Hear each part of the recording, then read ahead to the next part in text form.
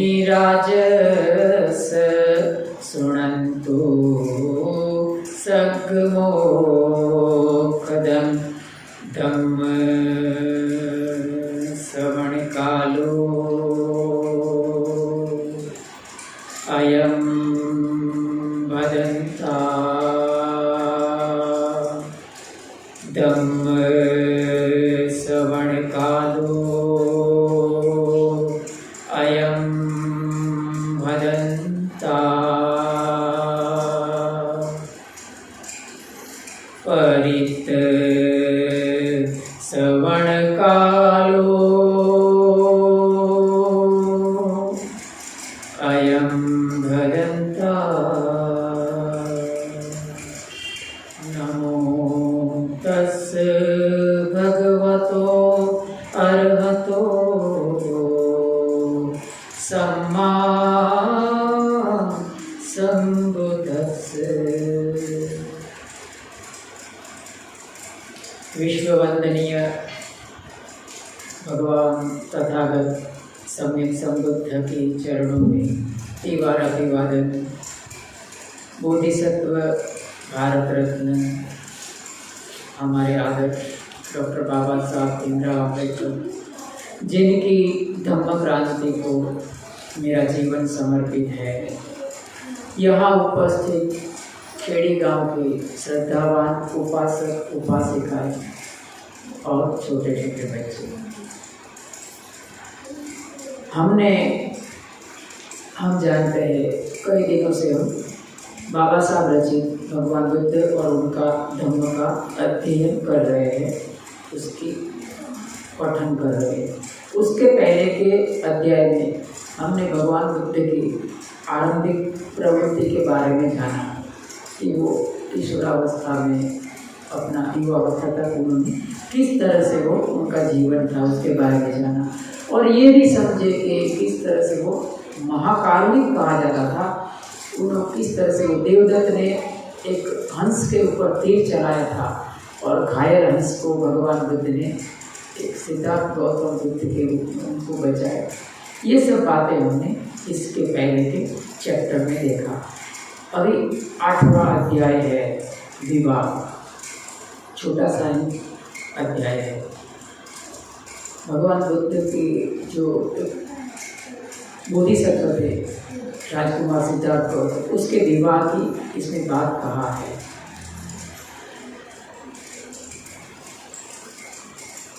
दंडपाणि नाम का एक शाक्य था। यशोधरा उसकी लड़की थी। अपने सौंदर्य और शील के लिए वह प्रसिद्ध थी। भगवान बुद्ध का यानी वो सिद्धार्थ गौतम का जो विवाह था वो यशोधरा के साथ हुआ था। और वो किसकी बेटी थी? दंडपाणि की। दंडपाणि उसके पिता का नाम था। यशोधरा अपने 16वें वर्ष में पहुंच गई थी और दंडपाणि को उसके विवाह की चिंता ने आ घेरा था। प्रथा के अनुसार दंडपाणि ने अपने सभी पड़ोसी देशों के तरुणों को अपनी लड़की के स्वयंवर के लिए एकत्रित किया था, उसके लिए निमंत्रण भेजा था। सिद्धार्थ गौतम के नाम भी एक निमंत्रण भेजा गया था। सिद्धार्थ गौतम के नाम पर भी निमंत्रण भेजा गया था। सिद्धार्थ गौतम का भी 16वां वर्ष पूरा हो चुका था। उसके माता पिता की उसकी शादी के लिए चिंतित थे। आपको शायद मालूम ना हो तो बता दो कि भगवान बुद्ध का जन्म कभी हुआ था? वैशाख पूर्णिमा के दिन हुआ था। और यशोधरा का जन्म कभी हुआ था? उसका जन्म भी वैशाख पूर्णिमा के दिन ही हुआ था। भगवान बुद्ध का जन्म के साथ साथ 7 घटनाएं घटी थी। उसमें आनंद का जन्म हुआ था, अनिरुद्ध का हुआ था, कालुदय नाम का एक अमात्य था, उसका जन्म भी हुआ था, यशोधरा का जन्म हुआ था। और कुछ निधि मिली थी, मानी संपत्ति कुछ प्राप्त हुई थी। और उनका जो घोड़ा था उसका जन्म भी बराबर भगवान बुद्ध का जन्म के साथ साथ हुआ। तो यशोधरा 16 साल की थी, तो भगवान बुद्ध राजकुमार सिद्धार्थ गौतम भी 16 साल का था। उन्होंने उसे स्वयंवर में जाने को, यशोधरा का पाणी ग्रहण करने को कहा उसने अपने माता पिता का कहना माना। यशोधरा का स्वयंवर में सिद्धार्थ गौतम को जाने के लिए शुद्धोधन ने कहा। जो तरुण आए थे उसमें यशोधरा ने सिद्धार्थ गौतम को ही चुना था। दंडपाणि बहुत प्रसन्न नहीं था, उसे उन दिनों के दाम्पत्य जीवन की सफलता में संदेह था। दंडपाणि अर्थात भगवान बुद्ध का होने वाला ससुर अर्थात यशोधरा का पिता, यशोधरा यानी गोपा, उसको गोपा भी कहा जाता है, आपको याद रखना है जितना याद रहता है। तो उसके जब ये शादी होने वाली थी तो दंडपाणि को शंका थी कि ये दोनों का जो विवाह है वो चलेगा कि नहीं, दाम्पत्य जीवन सुखी रहेगा कि नहीं। क्यों? क्योंकि जो राजकुमार सिद्धार्थ था उसको युद्ध में रस नहीं था, हथियार धारण करने में रस नहीं था, हिंसा में रस नहीं था। उसका जीवन था बड़ा सीधा साधा सिंपल था। तो उसको लगता था कि ये राजकुमार राजा कैसे बन सकता है, तो इसीलिए उसको रस नहीं था उसमें। यशोधरा उसे लगता था कि सिद्धार्थ को तो भिक्षुओं की संगति अच्छी लगती है, उसे तो एकांत प्रिय है और अच्छा सदगृहस्थ कैसे बन सकता है। वो भिक्षुओं के साथ उनका मानी अच्छा लगता था सिद्धार्थ गौतम को, तो उनको सदगृहस्थ कैसे बन सकता है। यशोधरा सिद्धार्थ गौतम के अतिरिक्त और किसी दूसरे के विवाह करना नहीं चाहती थी। यशोधरा मानी गोपा को सिद्धार्थ गौतम के अलावा कोई भी पसंद नहीं था। आपको बता दूं कि सिद्धार्थ ये यशोधरा मानी गोपा, वो कौन थी? गोपा थी वो उसकी बुआ की लड़की थी, सिद्धार्थ गौतम के बुआ की लड़की ही थी यशोधरा। देवदत्त की बहन थी, अमिता की लड़की थी वो। तो उसके साथ ही जो यशोधरा थी उसको सिद्धार्थ गौतम के अलावा किसी से शादी ब्याह नहीं करना था। यशोधरा का ऐसा ख्याल नहीं था कि सिद्धार्थ गौतम है वो, अगर उनको सदाचार का जीवन पसंद है, अहिंसक जीवन पसंद है, तो उसमें बुरा क्या है। उसका ऐसा आर्ग्यूमेंट था, दलील था। यशोधरा की माँ को जब मालूम हुआ कि यशोधरा सिद्धार्थ गौतम के अतिरिक्त किसी दूसरे से ब्याह करना नहीं चाहती है, उसने दंडपाणि से कहा कि उसे राजी हो जाना चाहिए। दंडपाणि राजी हो गया। दंडपाणि अर्थात उसका यशोधरा का पिता तो कहने पर राजी होगा, क्योंकि जो यशोधरा थी वो सिद्धार्थ गौतम के अलावा किसी दूसरे की नहीं होना चाहती। गौतम के प्रतिद्वंदी निराश नहीं हुए, बल्कि उन्हें लगता था कि उनका अपमान हुआ था। हम सब जानते थे कि वो स्वयंवर था, स्वयंवर में दूसरे को भी निमंत्रण भेजा गया था, तो दूसरे जो भी राजकुमार आए होंगे, कोई ना कोई श्रेष्ठ आए, तो उनको लगा कि ये हमारा अपमान है, हमें तो अपनी काबिलियत को प्रस्तुत करने का मौका ही नहीं मिला, और सीधा ये यशोधरा है उसने सिद्धार्थ गौतम को चुन लिया, तो उनको अपमान लगा। उन्हें लगता था कि कम से कम प्रति न्याय करने के लिए तो यशोधरा को चाहिए था ना, यशोधरा को उसके प्रति न्याय करने के लिए उसको सोचना चाहिए था। चुनाव करने से पहले किसी न किसी तरह की परीक्षा ली जाती है, तो परीक्षा लेनी चाहिए थी, ऐसा मानना था जितने भी लोग स्वयंवर में आए थे यशोधरा से शादी करने के लिए। कुछ समय तो वह चुप रहे, उन्होंने कुछ समय वो बैठे रहे कि ठीक है चलो। उनका विश्वास था कि दंडपाणि यशोधरा को गौतम का चुनाव ही न करने देगा। उनको लगता था कि ये जो उनका पिता है दंडपाणि, वो उसके साथ विवाह नहीं करने देगा, उनका उद्देश्य यूं ही पूरा हो जाएगा। तो उनको लगा कि वो शादी नहीं करने देगा तो हमारा काम बन जाएगा, लेकिन ऐसा नहीं हुआ, बराबर। लेकिन जब उन्होंने देखा कि दंडपाणि असफल रहा, दंडपाणि है वो तैयार हो गया कि चलो ठीक है, मेरी बेटी है यशोधरा, उनका शादी सिद्धार्थ गौतम के साथ कर देते हैं। तो वो तिल मिला गए, जितने भी लोग आए थे वो, उन्होंने हिम्मत से काम लिया और इस बात की मांग की कि कुछ तो परीक्षा लेनी चाहिए, बराबर ना, स्वयंवर है तो परीक्षा लेनी चाहिए, कुछ धनुष विद्या का, तलवार विद्या का, या तो किसी बहुत सारी विद्या है उस प्रकार की परीक्षा लेनी चाहिए, उसके बाद ही स्वयंवर कहा जाता है। लक्ष्य वेद का परीक्षा होनी चाहिए, इस तरह का लोगों की डिमांड थी, मांग थी। दंडपाणि ने कहा ठीक है, इस तरह का।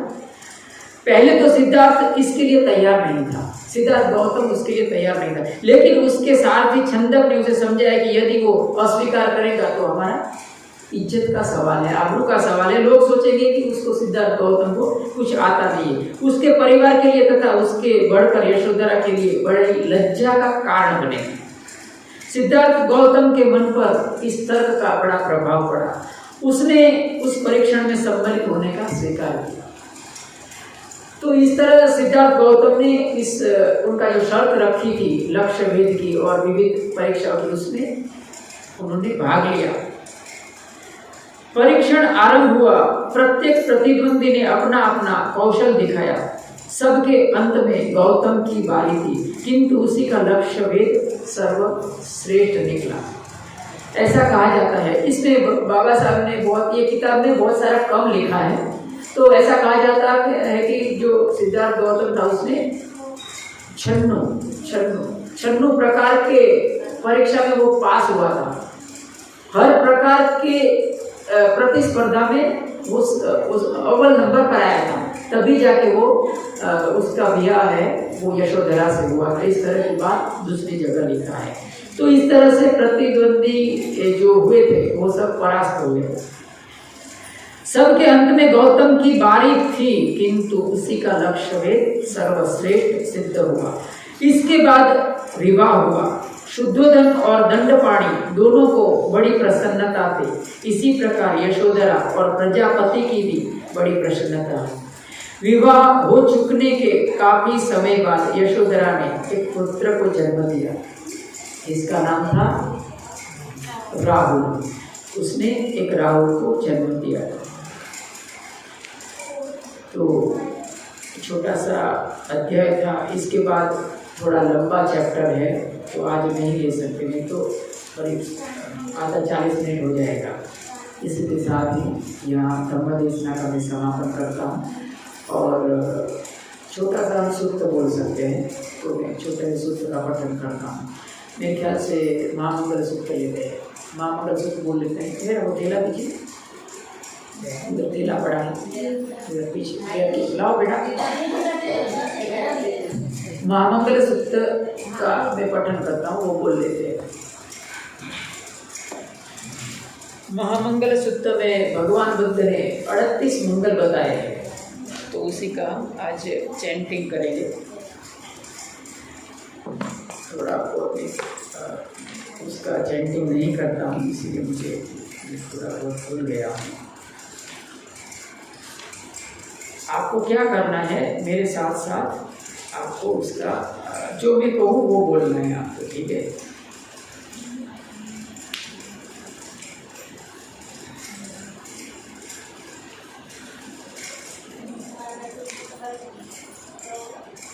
देखो आपको क्या बोलना है, एकम मंगलम मुत्तमम, ठीक है? आपको इतना बोलना है, एकम मंगलम मुत्तमम, ठीक है? मैं जब भी मेरे साथ बोलना, पहले मैं जैसे बोलता हूँ उसके बाद इतना बोलने को तो आएगा ना, एकम मंगलम मुत्तमम। हाँ, इतना बोलना। मैं जब भी बोलता हूँ मेरे साथ ही बोलना। हाँ, मैं जब भी बोलता हूँ तभी बहुदेवा मनुष्याच मंगलानि अचिन्तयो आकांक्षमाना सोत्थानं ब्रूहि मंगलम् उत्तमम् असेवना च बालानं पंडितानं च सेवना पूजा च पूजनीयानम् एतं मंगलम् उत्तमम् एतं मंगलम् उत्तमम् पतिरूपदेशवासो च पुब्बे च कतपुय्यता अत्त समापणिदी च एतं मंगलम् उत्तमम् एतं मंगलम् उत्तमम् बाहु संचय च सीपश्च वीन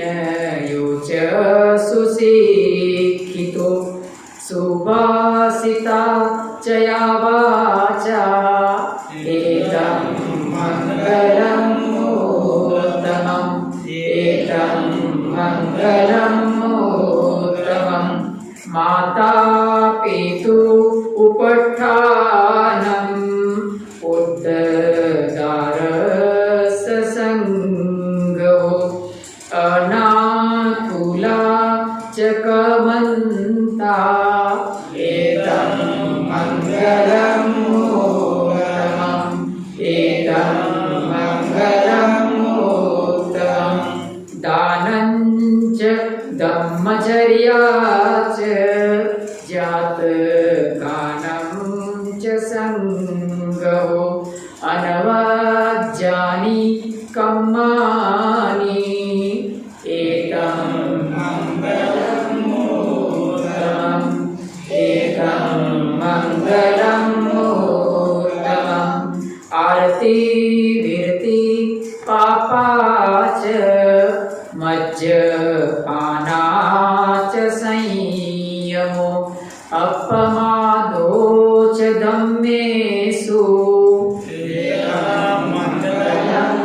उत्तमम् एतं मंगलम् उत्तमम् गर्भो च निवातो च सन्तोषितकतयुता कालेन धम्मश्रवणम् एतं मंगलम् उत्तमम् एतं मंगलम् उत्तमम् कन्ति च सोवचस्ता समणानं च दर्शनम् कालेन धम्मसाकच्छा एतं मंगलम् उत्तमम् एतं मंगलम् उत्तमम् तपो च ब्रह्मचर्या च आर्यसच्चानदर्शनम्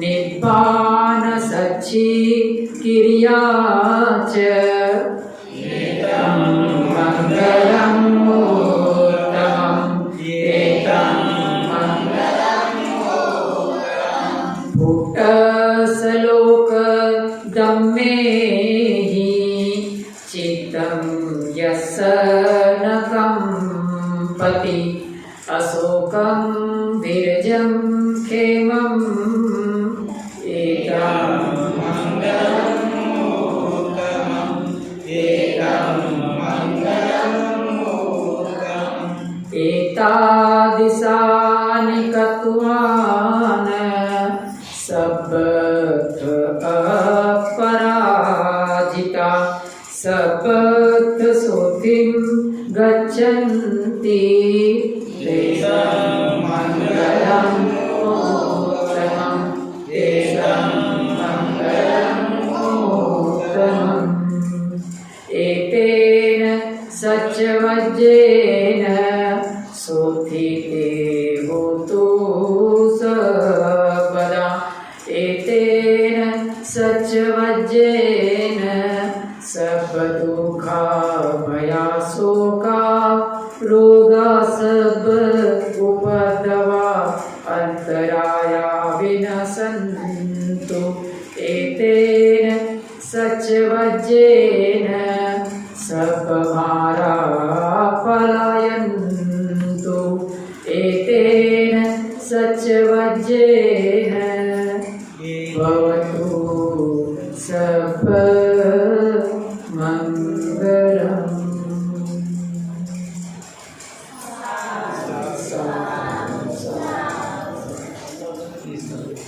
इसका मीनिंग पता चलने को होना नहीं तो भगवान बुद्ध ने 38 मंगल बताया है उसमें। 38 मंगल की बात कहा है। मंगलसूत्र पहनते हैं ना, मंगलसूत्र पहनते हैं ना सब। मंगलसूत्र क्या है? मंगलसूत्र उसी के आधार पर बनाया गया है। इस सूत्र जो मैं बोला उसका नाम क्या है?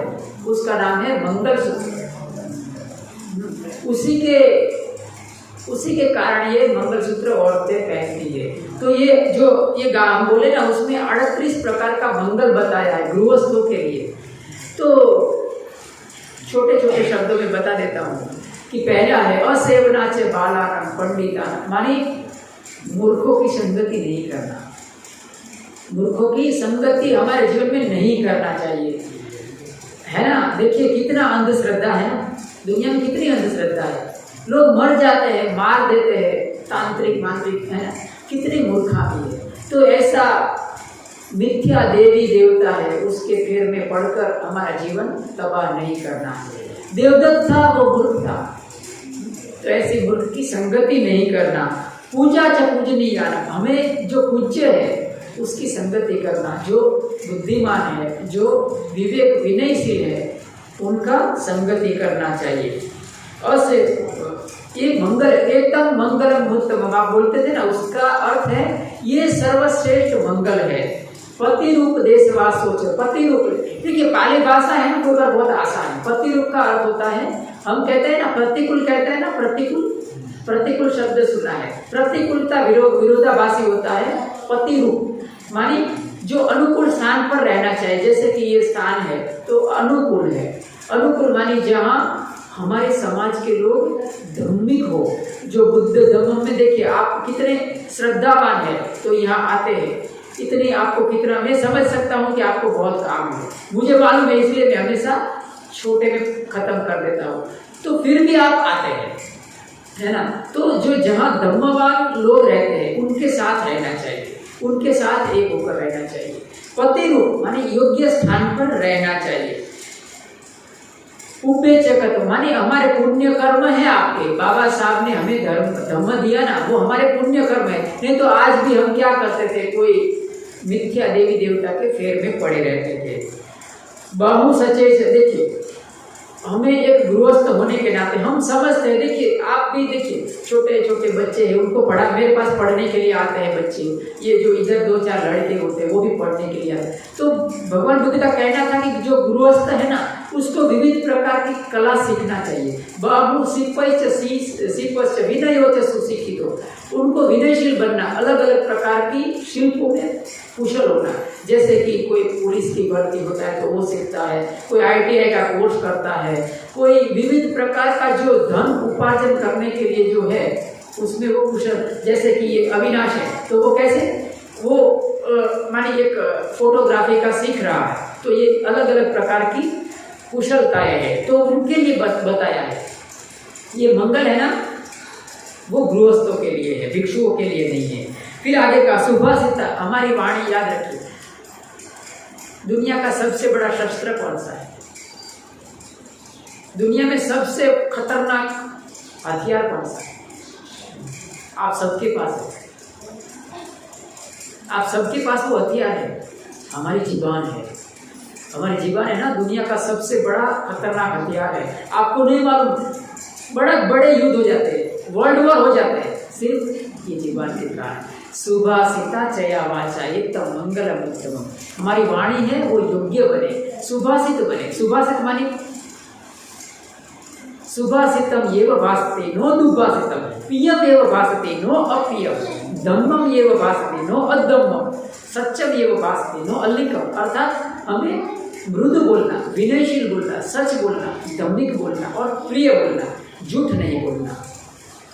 आगे का माता पितु उपठान पुत्रदान, हम परिवार है, हमारा गृहस्थ है, हमारी बात और है, हमारे जीवन में कुछ नहीं है। आपका परिवार है तो आपको आपके परिवार का देखभाल करना चाहिए। माता पितु उपठान, माता है, पिता है, भाई है, अपने बंधु बांधव है, उसकी देखभाल करना चाहिए। अनाकुला च कमंता एकदम मंगल, जो अनाकुला मानी अनुकूल ना हो, जो ऐसा काम नहीं करना चाहिए हमें, जिसके कारण हमें दुख उठाना पड़े, ऐसा काम नहीं। दानंच ब्रह्मचर्या च जातका, दान बहुत बड़ी बात है। दान देना हमारे जीवन का सबसे, जो देता है उसे देवता कहा जाता है। भगवान बुद्ध ने दान के ऊपर बहुत महत्व बताया है। सबसे पहले भगवान बुद्ध ने कहा, अगर आपको धम्म के क्षेत्र में प्रवेश करना है तो पहला दान है, उदार बनना। आप देंगे, आप बैंक में जमा करते ना पैसे, तो बैंक आपको उतना पैसा नहीं देगी, आपको ज़्यादा देती है इंटरेस्ट के साथ। उसी तरह से आप अगर कुशल चेतना से जब हम दान देते हैं तो हमें अनेक गुना उसका वापस मिलता है। तो क्या कहा, दानंच धम्मचर्या जातकानंच सर्व अनवज्ञान, अनवर्ज्य माने जो वर्जित है ऐसा कोई भी काम नहीं करना, जैसे कि शराब पीना है, जुआ खेलना है, किसी के हत्या, ऐसा नहीं करना है। आरती वृत्ति पापा च मद्यपाना, मद्यपान शराब नहीं पीना, याद रखिए। शराब बाबा साहब ने कहा है कि ये सबसे बड़ा दूषण है। आरती वृत्ति जो हमको दुख दे ऐसा काम नहीं करना। अपमादोचद, अप्रमादित रहना, आप सब अप्रमादित है, मैं जानता हूँ आप सब कितने बिजी है, काम करते हैं, यहाँ बच्चे आते हैं पढ़ने के लिए आते हैं, सब लोग हम हमारे जीवन को जीने के लिए बहुत संघर्ष करना पड़ता है। जबकि हमारी सामाजिक जो व्यवस्था है कितनी खराब है कि एक लोग का कुत्ता है वो बहुत आलीशान जिंदगी बिता रहा है और दूसरी तरफ कुछ गरीब लोग हैं वो बहुत दुखद जिंदगी बिता रहे हैं। ये हमारा घटिया सामाजिक व्यवस्था का परिणाम है। तो गार्वोच निवातोच संतुष्टित कतई जीना, गार्वोच निवातोच, हमें कैसा बनना है, गर्वशील बनना है। आपको गर्व है धम्म के ऊपर ना, बाबा साहब ने हमें धम्म, बाबा साहब के ऊपर कितना गर्व है हमको। कोई भी बाबा साहब के विरुद्ध में इधर उधर बोलेगा ना तो पता नहीं उसका क्या हो जाएगा, है। तो कितना गर्व है हमें बाबा साहब के ऊपर और हमारे धम्म के ऊपर हमें गर्व है। तो भगवान बुद्ध ने यही कहा, गार्वोच निवातोच संतुष्टित कतई। निवातो मानी हमें प्रज्ञाशील बनना है। आप यहाँ आते हैं बराबर, धीमे धीमे मैं आपको कुछ ना कुछ ज्ञान देता हूँ हमेशा, तो शायद सब नहीं तो थोड़ा थोड़ा आपके मन में जाएगा, तो आपके मन में एक प्रज्ञा खिलती है, एक ज्ञान का उद्भव होता है। तो उसको कहते हैं निवातो मानी प्रज्ञाशील बनना। संतुष्ट, हमें संतुष्ट बनना है, बहुत क्रेविंग नहीं करना कि मुझे इतना पैसा चाहिए, इतना धन चाहिए, मुझे ये तो चाहिए, ऐसा नहीं है। काले में धम्म श्रवण मानी समय समय पर धम्म देश का सुनते रहिए, अभी आए ना उसी तरह। खंति च सोवचस्सता श्रवणानंद च दर्शनम, खंति माने शांति, शांति माने क्षमाशील बनना है। आपको कोई आपके प्रति बुरा करता है, कोई आपको हानि करता है तो उसको क्षमा कर दीजिए कि तुम्हारे मार्ग पर, मैं अपने मार्ग पर हूँ, तुमको मैंने क्षमा कर दिया, इस तरह से। तपोच ब्रह्मचर्य से जाग अर्य सच्चार दर्शन, तपोच ब्रह्मानी हम तप करें हमारे, जैसे कि आपको नहीं मालूम है तो यहाँ आते हैं तो जो उपासक उपासिका वर्ग रहता है ना, उसको वर्षावास के दौरान उपोषण का पालन करना चाहिए, उपोषण का पालन करना चाहिए, सफ़ेद वस्त्र में आना चाहिए। तपोच ब्रह्मचर्य है तो उस दिन उनको ब्रह्मचर्य का पालन करना चाहिए। इस तरह का भगवान बुद्ध ने इस गाथा में कहा। निर्वाण सच्ची करिया से, हमें 4 आर्य सत्य को जानना चाहिए और निर्वाण रूपी जो आर्य सत्य है उनका साक्षात्कार करना चाहिए। फुटस्थ लोक धम्मे ही चित्त व्यसन, फुटस्थ मानिए दुनियादारी है, दुनिया में एक को गिराने के लिए उसकी टांगे लोग खींचते हैं, अपने ही अपने विरोधी हो जाते हैं। इस तरह का जो दुनियादारी है, ये जो दुनिया है, फुटस्थ लोक धम्मे ही चित्तम यसन, उसका जो चित्त है वो कंपायमान नहीं होता, वो अशोक वीर्ज, वो अशोक मानी शोक रहित होता है। एतादृशा निकत्वान सर्वथा अपराजिता, ये सब मंगल। तो ये जो इतने, ये कितना हुआ टोटल 38 मंगल है। तो 38 मंगल का गृहस्थ जीवन में पालन करना चाहिए हम सबको। व्यसन इत्यादि से मुक्त होकर हम पालन करते हैं, हमारा, हमारे समाज का, हमारे धर्म का, सबका कल्याण होता है।